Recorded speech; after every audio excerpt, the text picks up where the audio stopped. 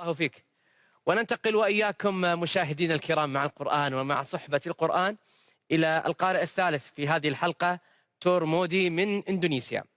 القارئ تور مودي من إندونيسيا، مرحبا بك.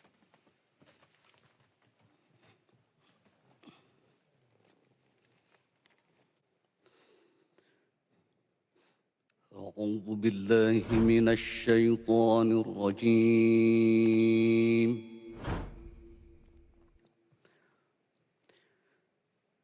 بسم الله الرحمن الرحيم.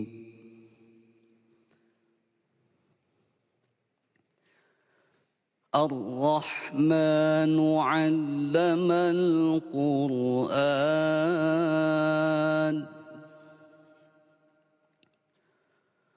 خلق الإنسان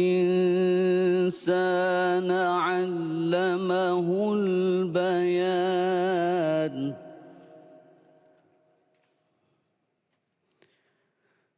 الشمس والقمر بحسبان، والنجم والشجر يسجدان.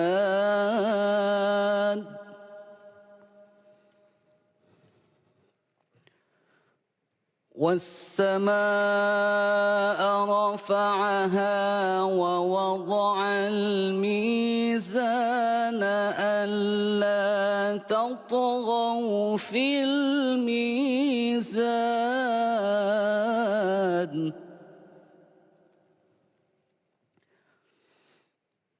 وأقيموا الوزن بالقسط ولا تخسروا الميزان، والأرض وضعها للأنام،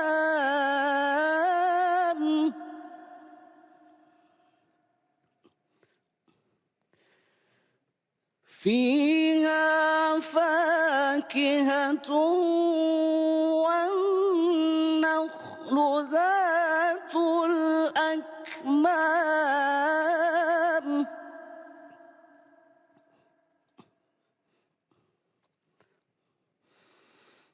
والحب ذو العصف والريحان، فبأي آلاء ربكما تكذبان.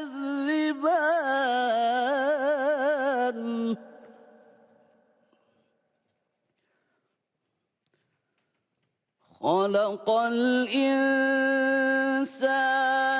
من صلصال كالفخار،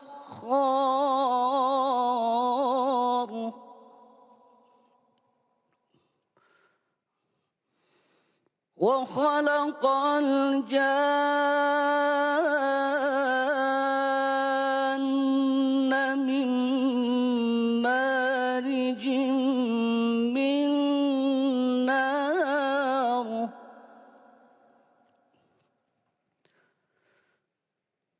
فبأي آلاء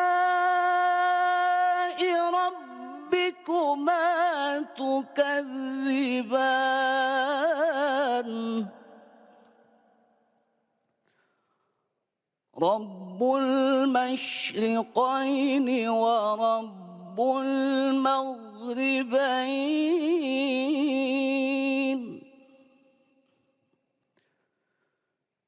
فبأي آلاء ربكما تكذبان.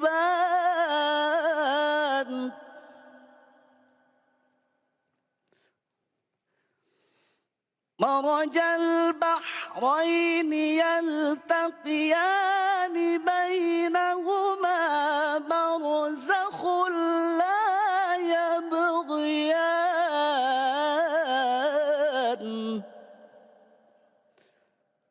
فبأي آلاء ربكما تكذبان. صدق الله العظيم. بارك الله فيك القارئ تورو مودي من اندونيسيا، نفع